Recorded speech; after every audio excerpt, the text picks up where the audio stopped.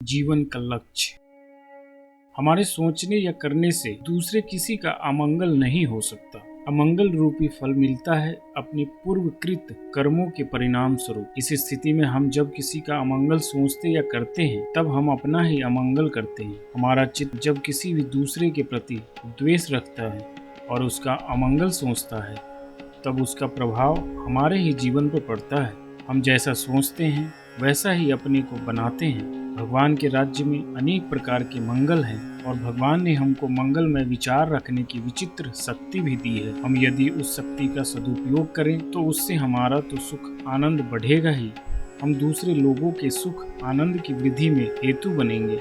जब हम दूसरों का भला सोचते या करते हैं तब अपना ही भला करते हैं। भला सोचते सोचते भला करने की प्रवृत्ति बढ़ती है, फिर भला करना ही स्वभाव बन जाता है। और जब हम दूसरों का भला करते हैं तब उन पर बहुत ही सुंदर प्रभाव पड़ता है। वे भी बदले में हमारा भला सोचने और करने लगते हैं। इस प्रकार परस्पर एक दूसरे का भला सोचने और करने से सहज ही सबका भला होता है। हम भले के प्रसार विस्तार के पुण्य कार्य का सौभाग्य प्राप्त करते हैं। भगवान की दी हुई भला करने की शक्ति और समय का जो समय पर पूर्ण रूप से उपयोग करते हैं उनकी शक्ति और भी बढ़ती है, परंतु जो समय पर शक्ति का सदुपयोग नहीं करते उनको पछताना ही पड़ता है। शक्ति क्षीण होते होते नष्ट हो जाती है। अतः प्राप्त अवसर को खो मत। भले काम को कल पर मत रखो, उसे अभी कर लो और करो यथासाध्य पूरे मन से, यथा योग्य पूरी शक्ति लगाकर।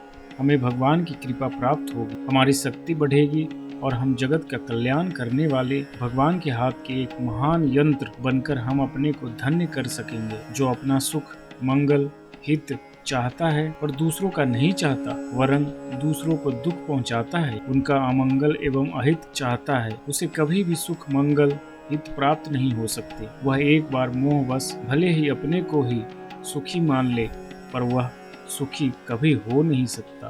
दूसरों का अमंगल चाहना अपना ही अमंगल है, यह ध्रुव निश्चय है, परम सत्य सिद्धांत है। हम बुरी बात सोचने के लिए आए ही नहीं हो। भगवान ने हमें मनुष्य शरीर दिया है सबका सदा मंगल सोचते करते ही अपना मंगल करने के लिए और अंत में परम मंगलमय भगवान की मंगलमयी प्राप्ति करने के लिए। यही मानव के नाते हमारे जीवन का लक्ष्य है और इस महान लक्ष्य की ओर सावधानी के साथ चलते और आगे बढ़ते रहना ही हमारा एकमात्र परम कर्तव्य है। इस महान लक्ष्य को ध्यान में रखिए और अपने कर्तव्य का पालन करते रहिए।